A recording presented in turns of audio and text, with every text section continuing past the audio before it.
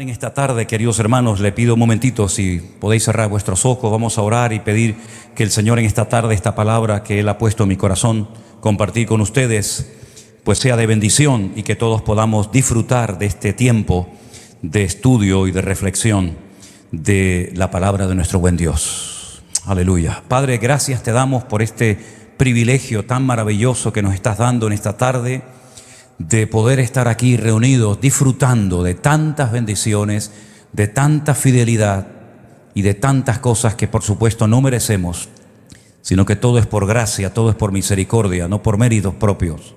Pedimos que en esta tarde tú bendigas también a las maestras, a los niños que están en sus respectivas clases, escuchando, aprendiendo la palabra, que bendigas esta retransmisión, que todos los hermanos que estén ahora ahí en esas congregaciones, en sus hogares, donde quiera que se encuentren, también la palabra les toque y les ministre. Y por supuesto nosotros que estamos aquí también te pedimos que nos hables, que nos bendigas y que podamos ser fortalecidos a través de tu poderosa y preciosa palabra. Bendice a nuestros hermanos que están allí en Alicante también, nos acordamos de ellos. Bendíceles, dale fuerzas para que siga adelante tu obra y nunca se detenga, Señor. En el nombre de tu amado Hijo Jesús. Amén y amén. Estaba leyendo esta semana el Evangelio de Marcos y me he quedado realmente sorprendido de la cantidad de veces que dice el Señor que miró algo o alguien. De hecho, alguien ha llamado al Evangelio de Marcos el Evangelio de las miradas de Jesús. Dicen que después del cerebro, el órgano del cuerpo humano más desarrollado y más espectacular, sin lugar a dudas, son los ojos. ¿Qué sería de nosotros sin nuestros ojos, verdad? Todo lo que podemos ver, todo lo que podemos contemplar, es realmente una bendición que el Señor nos haya dado la vista, a través de la cual podemos conocer a nuestros hermanos, lugares hermosos y tantas cosas. Fíjense qué importantes son los ojos, que el Señor Jesús en el Sermón del Monte, esos capítulos 5, 6 y 7 del Evangelio de Mateo, habló justamente de los ojos. Por ejemplo, en el capítulo 6 dice: la lámpara del cuerpo es el ojo. Así que si tu ojo es bueno, todo tu cuerpo estará lleno de luz. Pero si tu ojo es maligno, todo tu cuerpo estará en tinieblas.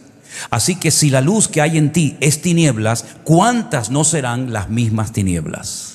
La lámpara del cuerpo, según el Señor Jesucristo, son los ojos. También en el Sermón del Monte, en el capítulo anterior, dijo: pero yo os digo que cualquiera que mira a una mujer para codiciarla, ya adulteró con ella en su corazón. Por tanto, si tu ojo derecho te es ocasión de caer, sácalo y échalo de ti, pues mejor te es que se pierda uno de tus miembros y no que todo tu cuerpo sea echado en el infierno. Fíjense cómo Él sabe que los ojos son las ventanas a través de la cual nos llega mucha información a nuestra mente y puede terminar contaminándola, igual que a nuestro corazón.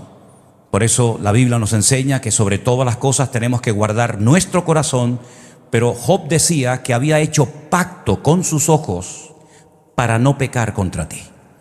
Que Dios guarde nuestra mirada, amén, hermanos. Que Dios guarde nuestros ojos y que solamente nuestros ojos vean lo que el Señor quiere que veamos, y lo que no es del agrado del Señor, que ciegue nuestra vista. Lo que tenemos que pedirle al Señor, que sobre todo nuestros ojos espirituales sean abiertos en todo tiempo. Y hablando de ojos espirituales, hoy a la mañana leía la historia de cuando al profeta Eliseo lo rodean los enemigos que vienen a matarlo, y dice la Biblia que él está tranquilo. Él le dice a su criado, a Giesi: tranquilo, no temas, no pasa nada. Más son los que están con nosotros que los que vienen contra nosotros. Y entonces Eliseo hace esta oración en Segunda de Reyes capítulo 6. Oró Eliseo y dijo: te ruego, oh Señor, que abra sus ojos para que vea. Entonces el Señor le abrió los ojos al criado y miró. Y aquí que el monte estaba lleno de gente de a caballo y de carros de fuego alrededor de Eliseo. Y luego que los sirios descendieron a él, Eliseo oró al Señor y le dijo: te ruego que ahora hieras con ceguera a esta gente. Y los hirió con ceguera conforme a la petición del profeta Eliseo. Por una parte dice: ábrele los ojos a mi criado, y por otra parte dice: ciega los ojos de los que vienen a matarnos y a destruirnos. Primera de Juan capítulo 2 resumiendo lo que es el mundo, dice lo siguiente: no améis al mundo ni las cosas que están en el mundo, porque si alguno ama al mundo, el amor del Padre no está en él. Porque todo lo que hay en el mundo, fíjense en estas tres frases, todo lo que hay en el mundo: número 1, los deseos de la carne; número 2, los deseos de los ojos; y número 3, la vanagloria de la vida, no provienen del Padre, sino del mundo. Y el mundo pasa y sus deseos, pero el que hace la voluntad de Dios permanece para siempre. ¿Cuántos dicen amén? Es interesante notar que Eva, antes de pecar, miró. Dice que ella estaba mirando al árbol que el Señor había dicho: no comáis de él. Y dice que mientras miraba, codició y finalmente pecó. Es decir, que la tentación a Eva le entró por los ojos. Ella estaba en el lugar equivocado, mirando lo que no tenía que mirar y al mismo tiempo dándole lugar a la codicia. El diablo la atrapó, la tentó, ella codició lo que veía y finalmente todos conocemos el resto de la historia. Así que sobre todas las cosas, dice la Biblia, si hemos resucitado con Cristo, si espiritualmente hablando ha habido un cambio en nuestra vida, poned la mira en las cosas de arriba y no en las de la tierra. Poned los ojos en el autor y consumador de la fe, es decir, en nuestro Señor Jesucristo. Amén, hermanos. Ahora bien, es interesante notar que el Señor Jesucristo era muy observador, tremendamente observador, y he elaborado una pequeña lista de cosas o de personas que al Señor le llamaron la atención a la hora de mirarlas. Empecemos por el capítulo que en esta tarde se leía desde este mismo púlpito. La Biblia dice que Él está en la casa de Simón Pedro. La casa está abarrotada, Él está en Capernaum. De repente ven que hay un paralítico que es cargado, es traído por 4 amigos o compañeros. Como no pueden entrar a la casa debido a la cantidad de gente, de público que hay, lo descienden, lo descuelgan por el techo. Y dice la Biblia literalmente que cuando Jesús vio la fe de ellos, automáticamente comenzó a actuar. Le dijo: hijo, tus pecados te son perdonados. Más adelante le dice: levántate, toma tu lecho y anda. Pero lo que me llama la atención es que el Señor tiene la capacidad de ver nuestro nivel de fe, ver cómo está nuestra fe y qué estamos haciendo con ella. Así es que el Señor que nos ayude y nos dé sabiduría para saber utilizar adecuadamente nuestra fe, porque Él sabe cuánta fe tenemos y en qué condición se encuentra actualmente. En el mismo Evangelio de Marcos, dice la palabra de Dios en el capítulo 3, el versículo 5, que entonces mirándolos alrededor con enojo, entristecido por la dureza de sus corazones, le dijo al hombre: extiende tu mano. Y él la extendió y la mano le fue restaurada sana. Él sabía que lo estaban observando y por eso hace la siguiente pregunta: ¿está bien que yo haga una sanidad, que yo ayude y bendiga a este hombre en día de reposo? Y dice que mirándolos con enojo, porque él sabía que no se iban a alegrar con la sanidad, sino que la iban a utilizar como una excusa para acusarlo delante de los líderes religiosos de la época, para decir: miren, ha quebrantado el santo y sagrado Shabbat, el día del reposo. Y dice que los observó, pero en esta ocasión dice que los observó con enojo. Segunda mirada. La tercera mirada del Evangelio de Marcos también se encuentra en el capítulo 3, el verso 34, que dice lo siguiente: y mirando a los que estaban sentados alrededor de él, dijo: he aquí mi madre y mis hermanos. Esto es en la casa donde recién acaba de sanar al paralítico. Y cuando a él le dicen: tu madre y tus hermanos están fuera esperándote, él no interrumpe la reunión. Él no sale afuera a atender a su madre y a sus hermanos, sino que él, mirando a los que están en la sala, como diciendo: les estoy observando, préstenme atención, les voy a dar una palabra, les voy a dar una enseñanza que tienen que recordar durante toda su vida. Mi madre y mis hermanos son los que hacen la voluntad de Dios. Cuarta mirada del Evangelio de Marcos, también en Marcos capítulo 5, verso 32 dice: y mirando pero él miraba alrededor para ver quién había hecho esto. La Biblia nos enseña que él va caminando rumbo a la casa de un líder, de un responsable de una sinagoga judía, y de repente alguien le toca. Una mujer que está enferma, que tiene un flujo de sangre, que nada ni nadie la puede ayudar. Es más, dice que gastó en médicos todo cuanto tenía, y él se para y dice: alguien me ha tocado. Los discípulos le dicen: maestro, todo el mundo te aprieta, ¿cómo que alguien te ha tocado? Y él dice: yo he notado que alguien me ha tocado de una forma diferente, porque ha salido poder de mi interior. Y dice que mirando alrededor para ver de quién se trataba, la mujer, temblando y muerta de miedo, dice: Señor, yo he sido la persona que te ha tocado. Es decir, el Señor se detiene y observa a esa mujer que con fe le tocó, y su vida fue cambiada para siempre y nunca más volvió a padecer de esa enfermedad. Seguimos avanzando por el Evangelio según Marcos y nos vamos adentrando en sus capítulos, y llegamos al capítulo 8, el verso 33, y encontramos las siguientes palabras: pero él, volviéndose y mirando a los discípulos, reprendió a Pedro diciendo: quítate de delante de mí, Satanás, porque no pones la mira en las cosas de Dios, sino en las de los hombres. Estamos en Cesarea de Filipo, bien al norte de Israel, una ciudad que actualmente se conoce como Banias, donde estaban las puertas del Hades, según el Señor. Y dice la Biblia que Pedro intenta convencer al Señor de que no vaya a morir a la cruz a Jerusalén. Y entonces es cuando el Señor mira otra vez a sus discípulos, como diciendo: atentos a lo que voy a decir ahora. Es una palabra fuerte, es una palabra directa. Y le dice a Pedro: quítate de delante de mí, Satanás, porque no pones la mira en las cosas de Dios, sino en las de los hombres. Cada vez que quitamos nuestra mirada del Señor y nos ponemos a mirar como los demás miran y observan la vida, cada vez que quitamos nuestra mirada del Señor y de su palabra, de sus promesas, de su obra, y comenzamos a mirar las cosas de este mundo, es Satanás el que está distrayéndonos y despistándonos para no seguir a Él y para no seguir mirando a nuestro Dios. Tremenda esa palabra que el Señor le dice a Pedro. Yo creo que nunca en su vida olvidó cómo el Señor le habló en ese momento. Pero en Marcos capítulo 10 hay una mirada de amor, hay una mirada que conmueve, una mirada extraordinaria.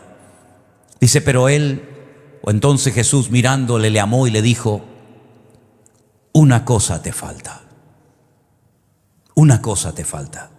Vende todo lo que tienes, dáselo a los pobres y tendrás tesoro en el cielo, y ven, sígueme, tomando su cruz. Mirándole, le amó. Era un buen muchacho, una persona que había observado la ley de Moisés, que había guardado los mandamientos. Pero el Señor le dice: pero ¿sabes qué? A pesar de todo eso, te falta una cosa. Sabemos que fue la única persona en la historia que, después de haber hablado y visto y conocido personalmente al Señor, se va peor de lo que viene, porque dice que se fue muy triste, porque triste se irá siempre el hombre y la mujer que no quiera obedecer la palabra del Señor y al Señor, evidentemente. Nunca se irá bendecido, al contrario, este tuvo la bendición de haberse podido convertir en un discípulo del Señor, como muchos de ustedes en esta tarde ya podían estar a otro nivel y aún no están. Como muchos cristianos hoy en día podían hoy estar ya en primera línea, y por miedo, por presión familiar, por lo que sea, les da miedo dar el paso. No están dispuestos a jugársela por el Señor, como a este. Este era joven y muy rico. Y el Señor le dice: bueno, si me estás haciendo una pregunta, prepárate para la respuesta. Has guardado todos tus mandamientos, tienes dinero, tienes tu vida presente y futura asegurada, pero si quieres ser mi discípulo, te voy a enseñar otro estilo de vida diferente al que tú sabes llevar. Vende todo, juégatela, vende todo, despréndete de todo. Al fin y al cabo no te vas a llevar al cielo nada de tus riquezas. Y ven y sígueme. Y no le gustó la respuesta. No le gustó la respuesta del Señor. Tal vez esperaba otra respuesta, no lo sé. Pero lo que está bien claro es que el Señor se le queda mirando, y con esa mirada le expresa su amor, porque ve el potencial que hay en él. Porque ve que podía haber llegado a ser otro Pedro, otro Pablo, otro Santiago, otro Tomás. Pero lamentablemente el miedo a perderlo todo, se apoderó de él y no fue capaz de alimentar su fe y de responder al llamado del Señor. Pero el Señor lo mira no con enojo, como hemos visto anteriormente, sino que lo mira con amor, como diciendo, qué lástima, ¿no? Lo que podía haber llegado a ser este muchacho, y ahí te quedas, amigo.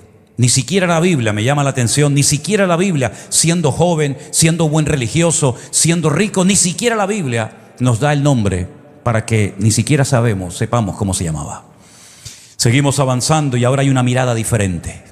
En Marcos, el capítulo 12, el verso 15 dice, mas él, percibiendo, otra versión dice, mirando, observando la hipocresía de ellos, les dijo, ¿por qué me tentáis? Traedme la moneda para que la vea. Ante la pregunta, ¿es lícito dar tributo, pagar impuestos a los que nos están oprimiendo? ¿Sí o no? Si decía, es lícito dar tributo al César, se pone en contra a todos los judíos. Si dice que no es correcto darle tributo a los romanos, se pone a todos los romanos en contra. Entonces él, con una respuesta tremendamente sabia, rompió la presión diciendo, dad al César lo que es de César y a Dios lo que es de Dios. Pero la pregunta no era porque querían en el fondo aprender. No, esa no era la actitud. Él ve que detrás de esa pregunta hay hipocresía. Y el Señor, como vimos antes, ve la fe, pero también ve la hipocresía de nuestros corazones. Ambas cosas no les son ocultas a los ojos de nuestro Dios. Pero miren qué bonito este texto de Marcos 12:34, que dice lo siguiente. Entonces Jesús, viendo que había respondido sabiamente, le dijo, no estás lejos del reino de Dios. Y ya ninguno se atrevía a preguntarle nada. No estás lejos del reino de Dios. Observó, vio, escuchó una sabia respuesta por parte de esta persona que le acaba de dar una respuesta sabia, correcta al Señor. Pero a pesar de que has respondido correctamente, todavía no estás dentro del reino. Estás cerca, tal vez más cerca que otros, pero no estás dentro. De nada sirve estar cerca de las cosas del Señor si no estás involucrado y metido en las cosas del Señor. De nada sirve ver la tierra prometida y no poder entrar a ella, conquistarla y a disfrutar de ella. En esta ocasión la expresión me llama mucho la atención. Estás cerca, estás cerca, pero todavía no estás dentro del reino de Dios, aunque la respuesta fue correcta. Es decir, la teoría la has aprobado con un 10, la práctica de momento la tienes suspendida hasta septiembre, que tienes que recuperarla. Seguimos avanzando y nos vamos a otro evangelio, ahora al de Lucas, otro hombre tremendamente observador, que fíjense lo que se da cuenta que está mirando el Señor. Levantando los ojos, vio a los ricos que echaban sus ofrendas en el arca de las ofrendas. Fíjense, vio a los ricos. Pero gracias al Señor, en el versículo 2, que dice que también vio a una viuda muy pobre que echaba allí 2 blancas, todo lo que tenía. Es interesante notar cómo empieza el capítulo diciéndonos que él observaba cómo los ricos daban aquellas enormes y generosas aparentemente ofrendas, pero también observó a la viuda. En otras palabras, delante de la presencia del Señor, nada pasa desapercibido. ¿Cuántos dicen amén? Hay un versículo que dice que los ojos del Señor, no es que sea algo literal, los ojos del Señor recorren toda la tierra y Él está siempre pendiente y atento a las oraciones de los justos, de sus hijos. En otras palabras, el Señor lo ve todo, el Señor lo conoce todo y no se le pasa nada, absolutamente nada, desapercibido ante los ojos del Señor. ¿Se acuerdan ustedes cuando vino aquel al Señor? Aparentemente nunca se habían visto, no se conocían, y sin embargo el Señor dice públicamente, si quieren saberlo, este hombre, Natanael, este es un verdadero israelita. Y Natanael se queda sorprendido y le dice, Señor, no nos hemos visto nunca, no me conoces de nada. Y el Señor le dijo, yo te vi cuando estabas debajo de la higuera. En otras palabras, te escondas donde te escondas, estés donde estés, no pasa desapercibida tu vida ante los ojos del Señor. Y más si eres un hijo suyo. Él te cuidará, Él te prosperará y Él estará contigo todos los días hasta el fin del mundo. Amén, hermanos. Qué bonito que el Señor vio a la viuda, una viuda muy, muy pobre, y habló de ella y dijo: esta ha dado más que todos estos ricos, porque estos ricos dan de lo que les sobra, pero esta dio todo cuanto tenía. Qué bendición tremenda, ¿verdad? En el Evangelio de Mateo me llama la atención esta mirada del Señor, y dice así: Jesús recorría todas las ciudades y aldeas, enseñando en las sinagogas de ellos y predicando el evangelio del reino, sanando toda enfermedad y toda dolencia en el pueblo. Y dice el versículo siguiente: y al ver las multitudes, tuvo compasión de ellas, porque estaban desamparadas y dispersas como ovejas que no tienen pastor.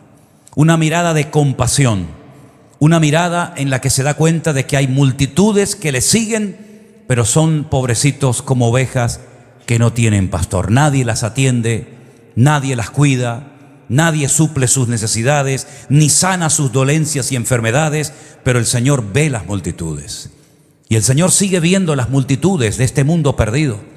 El Señor sigue viendo multitudes de gente perdida, descarriada, vacía, triste, que no sabe ni lo que hacer con su vida. Las sigue observando, las sigue amando, y nos dice a nosotros: id y predicarles el evangelio a ellos para que sean salvos. Amén, hermanos. Hay una mirada que tuvo que ser espectacular.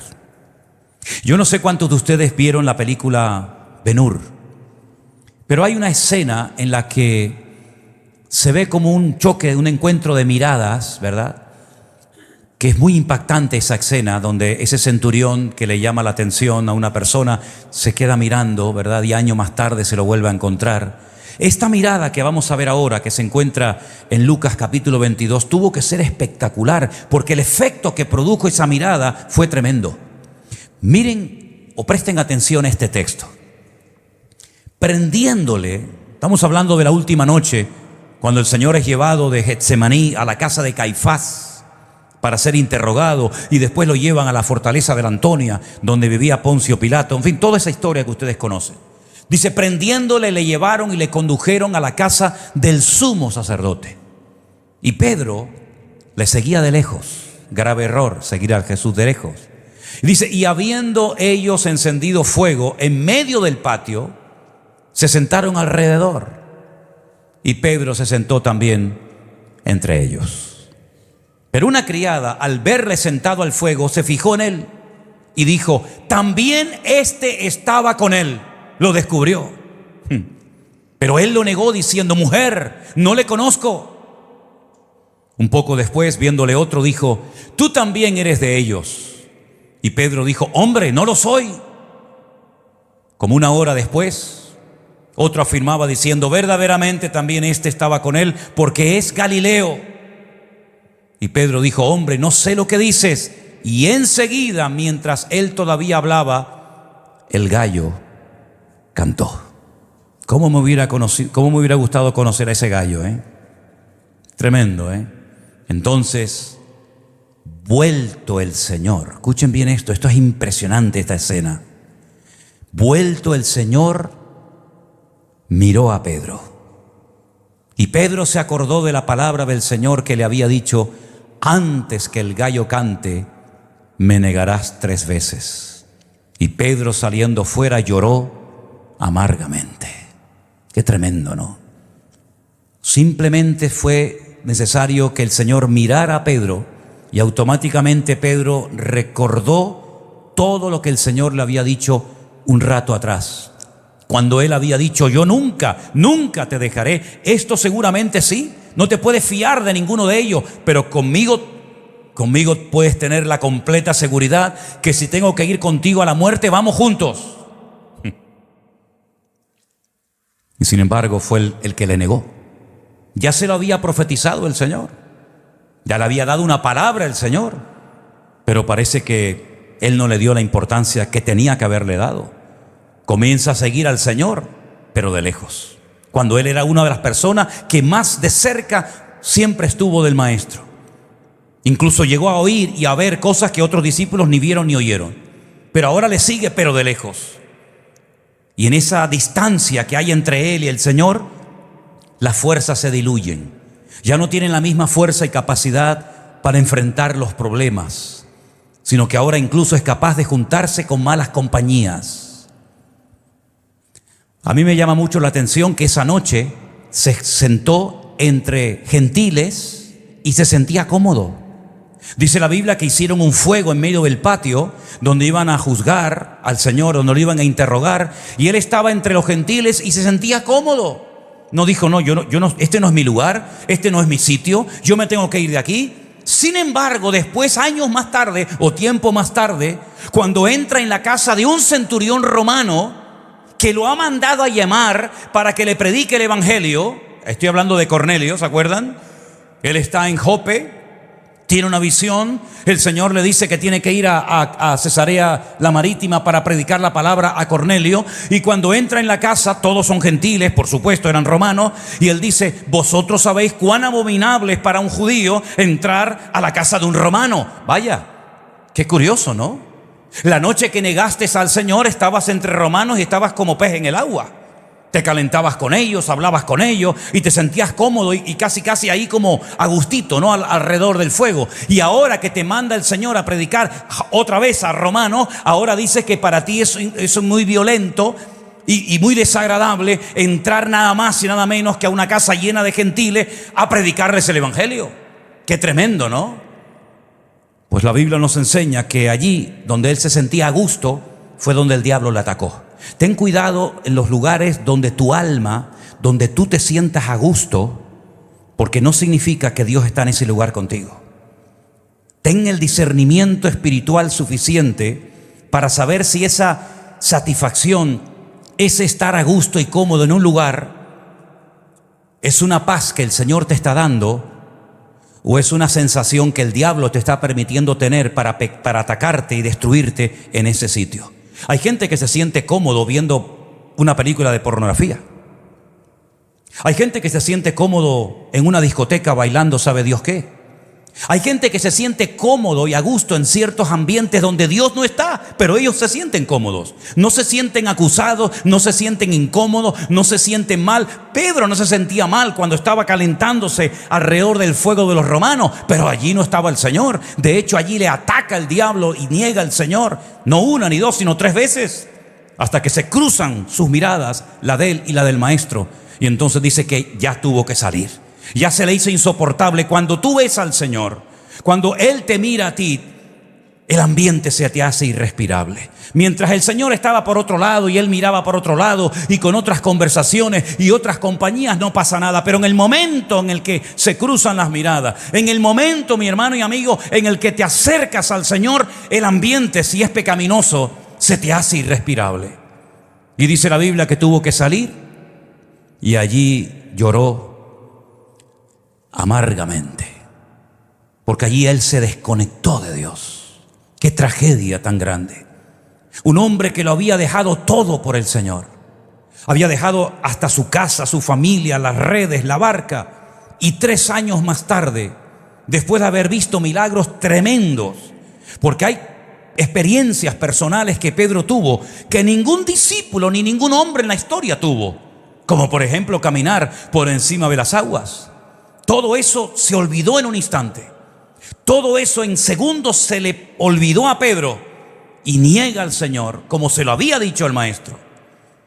Entonces es increíble ver cuando el Señor resucita a los 3 días de su crucifixión y le dice a María Magdalena aquella expresión que a mí siempre me ha llamado la atención, y cada vez que voy a Israel y voy al lugar donde pasó la restauración de Pedro, siempre lo menciono porque es tremendamente impactante. A veces leemos así las cosas de la Biblia y no nos paramos y decimos, espérate un momento, que esto no está aquí para rellenar un hueco, para que la Biblia sea más amplia, sino esto está aquí con una razón de ser. Cuando le dice a María Magdalena, dile a mis discípulos y a Pedro que vayan a Galilea, que allí me voy a encontrar con ellos. Podía haberle dicho, dile a mis discípulos que suban a Galilea. A Pedro no, porque si Pedro me dijo que no me conoce, si Pedro dijo que no quiere saber nada de mí, ¿para qué va a subir a Galilea? ¿Para qué? Pero el Señor le da una oportunidad y la aprovechó. Ahora me imagino que cuando llegó María Magdalena al círculo donde estaban los discípulos y le dice de parte del maestro, tengo un mensaje para todos ustedes. El Señor dice que tenéis que subir a Galilea. Y Pedro estaba allí en un rinconcito con el alma rota, hecha pedazos por lo que había sucedido unos días atrás. Pedro, y me dijo el Señor que también subas tú. Claro, es una mezcla de sensaciones, porque por un lado, qué bueno que el Señor me haya llamado, pero por otra parte, ¿qué me va a decir? ¿No? No sé si es mejor que me llame o que no me llame, porque Él sabe lo que pasó. Nuestras miradas se cruzaron aquella noche. Y si Él le dice, dile a mis discípulos que suban, y dice a Pedro, Él está haciendo una diferencia entre los discípulos y yo. Y seguramente lo que le va a decir a los discípulos es completamente diferente a lo que me va a decir a mí. Así que habrá subido a Galilea muerto de miedo, ¿no? Diciendo, ¿qué me espera? ¿Qué me va a decir el Señor? Bueno, Él se va a Galilea, dice la Biblia, que está pescando, y de repente el Señor se aparece por allí y los vuelve a mirar, los vuelve a observar. Pero ahora los mira, y es una opinión personal, como con esa tristeza de decir, no habéis entendido nada, ¿sabes? No han entendido nada. Yo les llamé a ustedes, les enseñé una vida nueva, vieron milagros, señales, prodigios, escucharon mensajes que ya le hubiera gustado a David, a Moisés, a Abraham, a los profetas del Antiguo Testamento ver y escuchar, y ahora los veo otra vez en lo mismo, la misma barca, la misma red, el mismo lago. ¿Qué hacen ahí? ¿Qué están haciendo ahí? Perdiendo el tiempo. Yo muchas veces me he preguntado, con lo que Dios ha hecho en tu vida, con los milagros que ha hecho en tu vida, que algunos están vivos por la gracia y la misericordia de Dios, ¿qué haces otra vez ahí? ¿Qué haces otra vez enredándote en lo que tenías que haber dejado? Si el Señor te dio vida, ¿para qué? ¿Para volver otra vez a enredarte en las cosas de este mundo? ¿O te dio vida para qué? Y el Señor les lanza aquella pregunta, viendo la tristeza, viendo el cansancio de los discípulos. ¿Habéis pescado algo? Bueno, menos mal que en ese momento se atrevieron a ser honestos, ¿no? Y no fingieron, ¿no? Dijeron, sí, perfecto, hemos tenido una pesca maravillosa. Menos mal que fueron honestos y dijeron, nada. No hemos pescado nada. Lo hemos intentado durante toda la noche, pero hemos fracasado. Y a veces en la vida uno tiene que reconocer que ha metido la pata, que has fracasado, que te has equivocado. He hecho algo, pero no me ha salido bien. ¿Por qué? Porque Dios no estaba en ese proyecto. Y entonces le dice el Señor, bueno, echar la red a la mano derecha. Gracias al Señor que obedecieron. Parece que estaban ya tan derrotados que dijeron, bueno, total, una vez más, pum, y la echaron. Y dice la Biblia que la red por poco se les rompe. Y es entonces cuando tienen ahora que llamar a los compañeros, porque ahora tienen algo que compartir. Cuando la bendición de Dios está sobre tu vida, tú tienes para compartir con los demás. Cuando tú estás trabajando solo, sin el favor, sin el respaldo del Señor, tú no tienes nada para compartir a nadie, no tienes ni para ti. Pero cuando el Señor les bendice y les llena la barca con una pesca inmensa, entonces mira cómo tienen que pedir ayuda. Mira cómo tienen que ser solidarios y generosos. ¿Por qué? Porque si el Señor me ha dado abundancia, es para compartir esa abundancia. Lo que no puedo compartir es lo que no tengo. Pero cuando tengo, no dijeron, no llamen a nadie, no llamen a nadie. Que se nos hunda la barca, pero no pasa nada, no. Hay que llamar, hay que compartir. La bendición es para compartirla, hermano. Si el Señor te ha bendecido con un don, con un talento, con algo, compártelo. No vivas ahí cerrado, herméticamente, egoísta en ti mismo. No tengas miedo a perder, porque se pierde cuando no das, pero cuando das, Dios multiplica. Eso es lo que dice la Biblia. Al niñito le quitaron la merienda y seguramente lloró, pero al final dijeron, toma una cesta entera para ti solo. Y dice la Biblia que cuando llegan a la orilla, allí están todos, pero nadie se atreve a abrir la boca. Nadie se atreve a abrir la boca, porque otra vez han quedado en evidencia. Lo han visto crucificado, saben que ya ha resucitado y vuelven otra vez a lo mismo. Qué triste, ¿no? Cuando hablas con una persona y le enseñas y le predicas y le instruyes y siempre está con las mismas historias. Es triste, ¿no? Pero sin embargo la atención no se centra tanto en los 11 o en los 10, porque ya uno había fallecido, sino en Pedro. Y a Pedro se le queda mirando, le mira fijamente y le dice, Pedro, ¿tú me amas? Y Pedro seguramente estaba tan entusiasmado por la pesca que dijo, sí, tú sabes que te amo. Tú sabes que a veces hay hombres que se les habla y no te miran. Bueno, hombres y mujeres también, ¿eh? Dice, oye, te estoy hablando, ¿me puedes mirar? Sí, dime. Y le volvió a preguntar por segunda vez. Tal vez él no era consciente de lo que el Señor se traía entre manos. Pedro, ¿tú me amas más que esto? Te veo ahí contando los peces. ¿Cuánto lleva? Pues 144, 153. ¿Me amas más que estos? Sí, Señor, tú sabes que te amo. Hay aquí en la iglesia un muchacho que cuando le preguntas algo dice, ¿estás bien? ¿Estás contento? ¿Saben quién es, no? Qué bueno, ¿no? Gloria a Dios. Está la mamá por ahí también. Sí. Pedro, escucha una cosa, te estoy hablando, ¿eh? Es la tercera vez que te pregunto lo mismo. ¿Tú me amas? Entonces ya deja todo,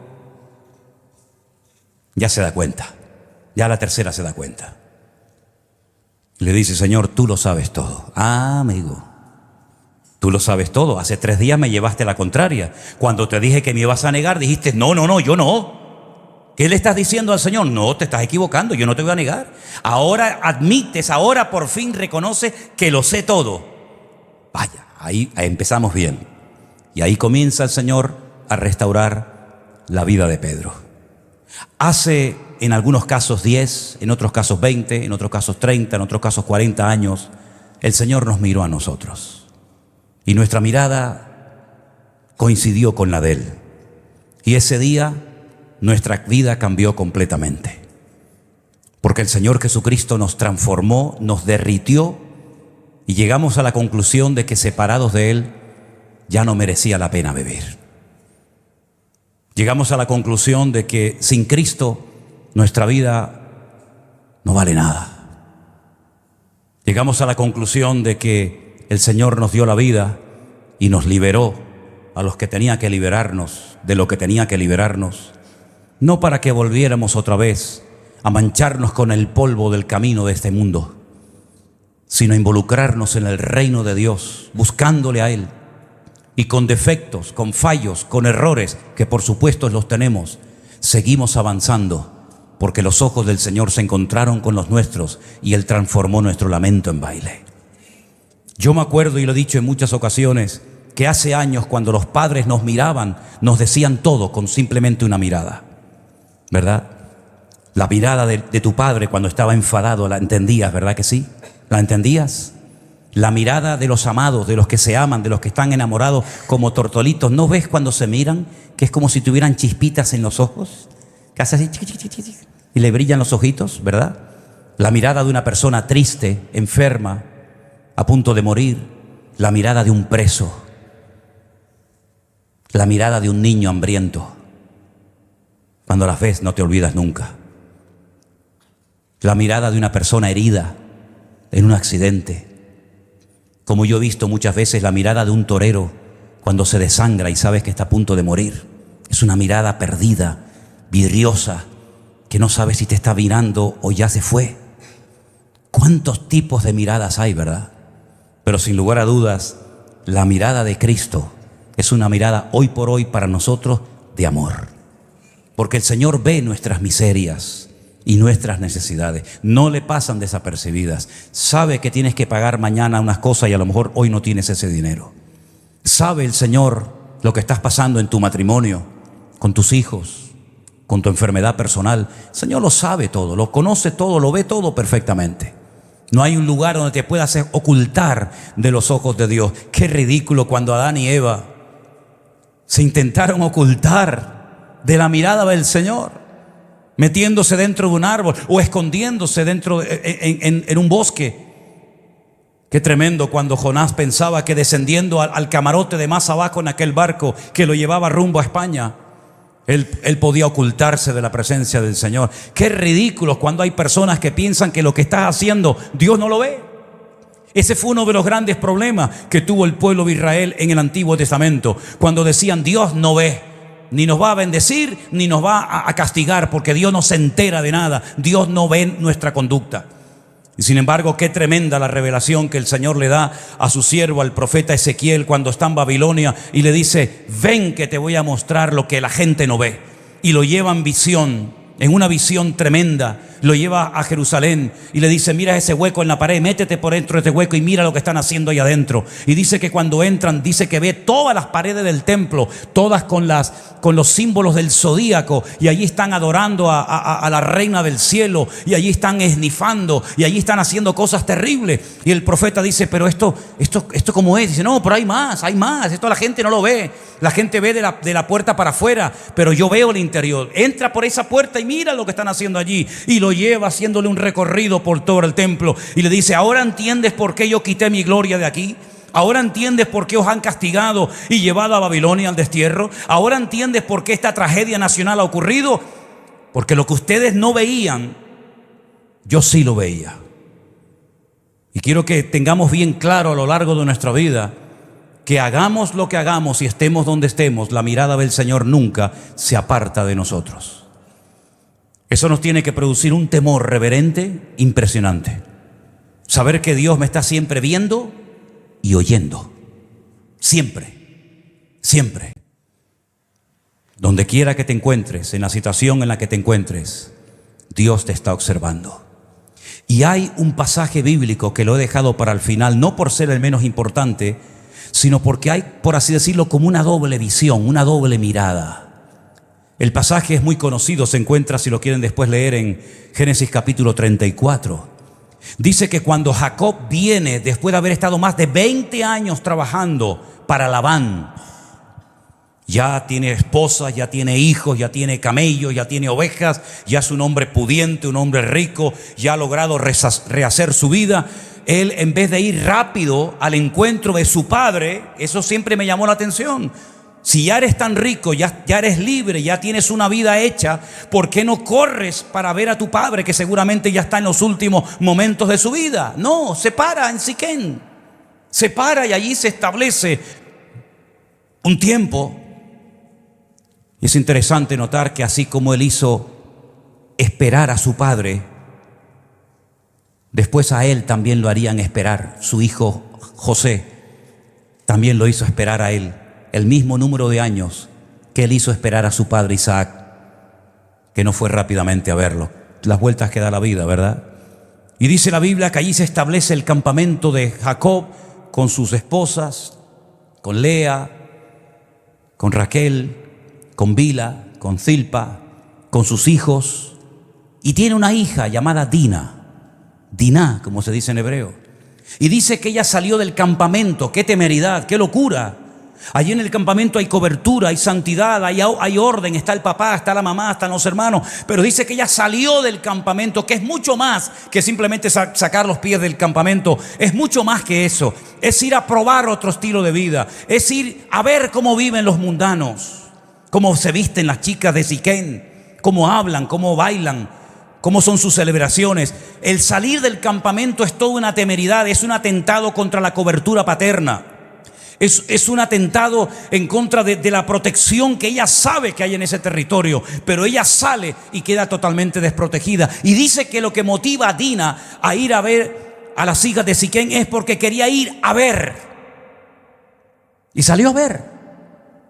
Pero mientras salía a ver, alguien la vio a ella. Y dice la Biblia que la vio uno que la forzó, que abusó de ella.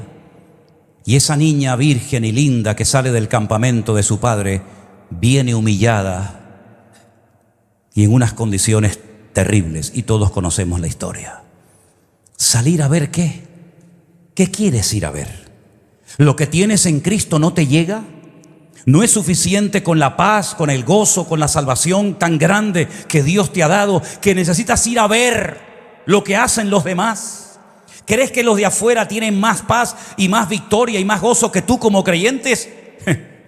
Son ellos los que tendrían que venir aquí a verte a ti, y no tú ir ahí a verlos a ellos. ¿A ver qué? Su desorden, su promiscuidad, sus malas palabras. ¿Eso es lo que quieres ir a ver? ¿Eso es lo que quiso ir a ver Diná? Pues te salió el tiro por la culata, amiga. Porque por ir a ver te vieron. Por ir a descubrir un mundo te descubrieron a ti. y te robaron lo más hermoso que tenías en ese momento y nunca más lo volviste a recuperar.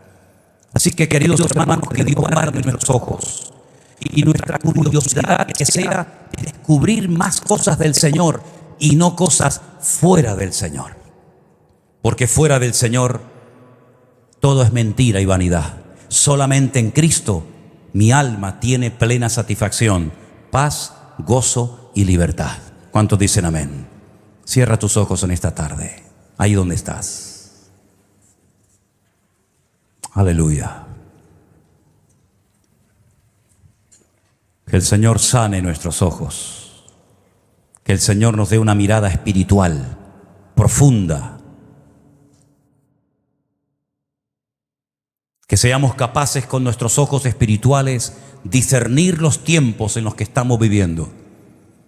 ¿Se acuerdan cuando el Señor le dijo a sus discípulos: ¿cuánto tiempo falta para la siega, amados míos?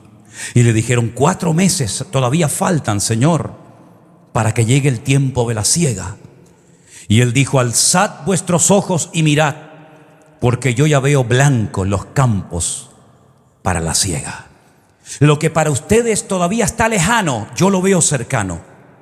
4 meses dicen ustedes que falta para la siega, y yo ya veo los campos listos, preparados y dispuestos para la siega.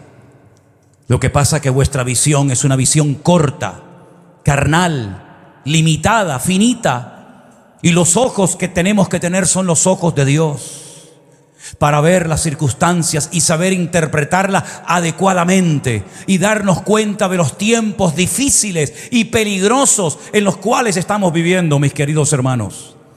No quites su mirada del Maestro en ningún momento, porque como quites la mirada del Señor, te hundes en las tormentas, en los huracanes, en los vendavales de la vida.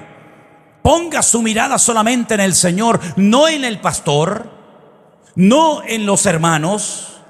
Ponga su mirada solamente en el Señor, porque he conocido mucha gente que por haber puesto su mirada en la gente han tropezado y han caído, se han enfriado y se han apartado del Señor. Pero nunca he conocido a nadie que solamente mirándolo a Él, solamente poniendo los ojos en el autor y en el consumador de la fe, haya tropezado y caído, sino todo lo contrario.